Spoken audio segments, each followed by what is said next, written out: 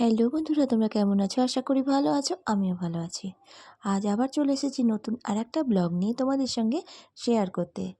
তো চলো স্কিপ না করে ভিডিওটা পুরোপুরি দেখো। আজ যেহেতু সানডে, সেই জন্য আমার পরের বাজার তো যেতেই হবে।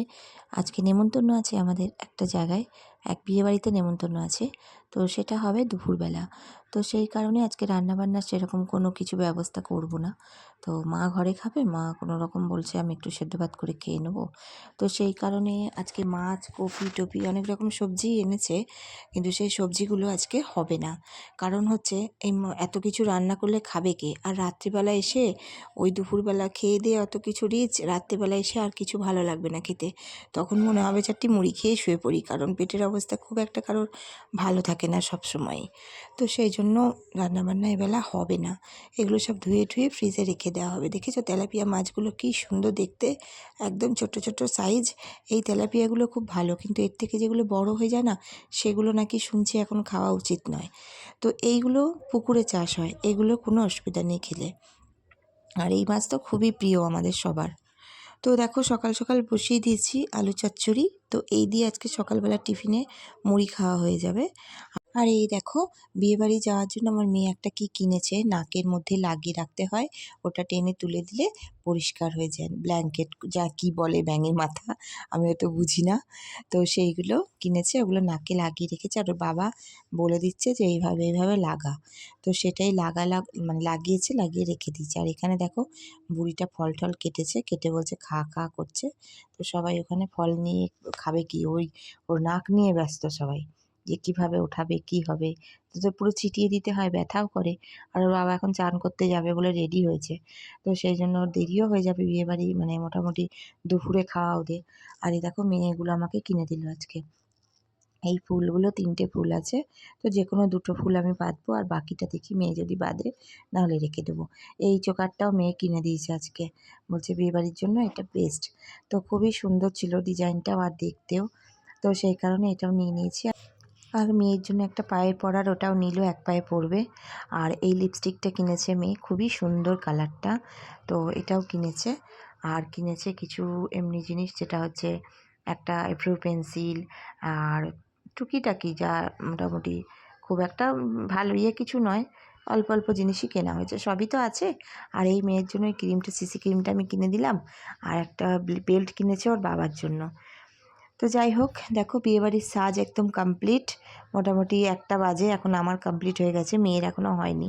তো সবাই চলে এসেছি বিয়েবাড়ি।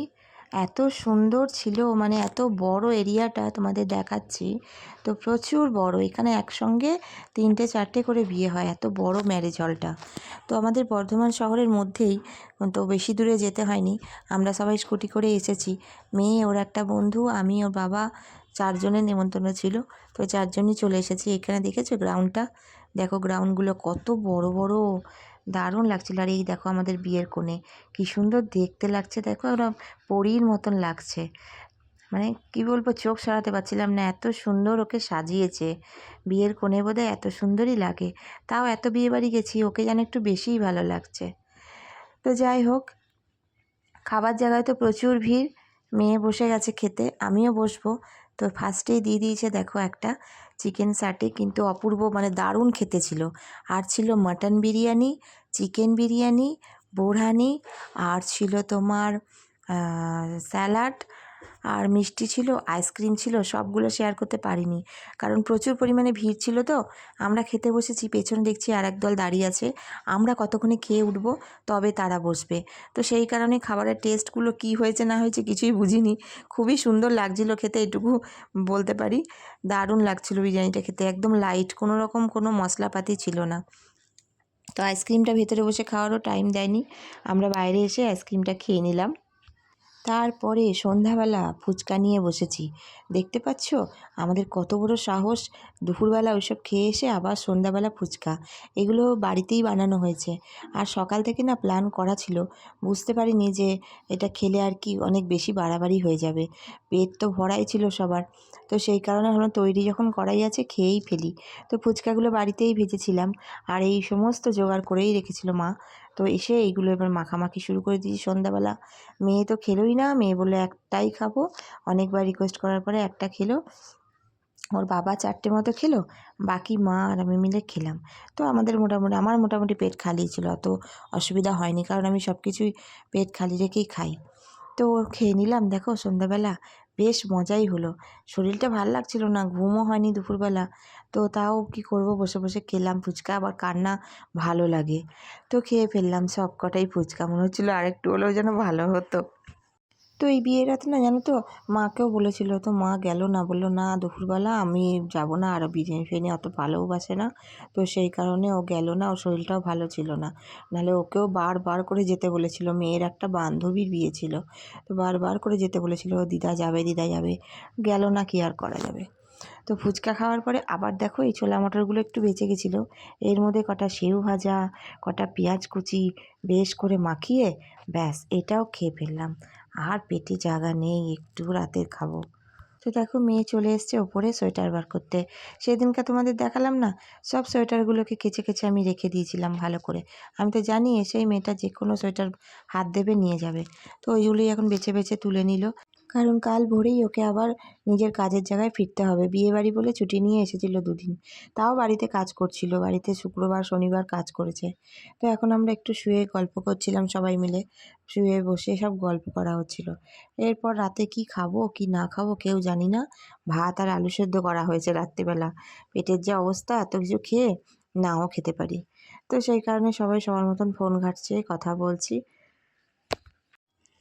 তো এই দেখো এখন রাত বাজে প্রায় 10টা 10:30 মতো। তো গরম গরম ভাত, ডাল সেদ্ধ, আর এদিকে মানে হয়েছে আলু সেদ্ধ মাখা। তো এইগুলোই এখন আর কি খাওয়া হবে। তো ফুচকার যে একটু আলু বেঁচেছিল না, সেটা আলুটা দেওয়া হয়েছিল। ও বাবা, আমি তো জানি না, আমি জানি আলু সেদ্ধ ভাত হয়েছে। এ দেখো মা আবার ধনেপাতা টমেটো সর্ষে দিয়ে মাছের ঝাল বানিয়ে রেখেছিল, বললো মেয়েটা সকালবেলা চলে যাবে, তো ও তো খেতে পাবে না মাছটা পরে আর, তো সেই কারণে ওর জন্য একটু বানিয়েই ফেলেছে, আমরাও 1 পিস করে খেয়ে নেবো।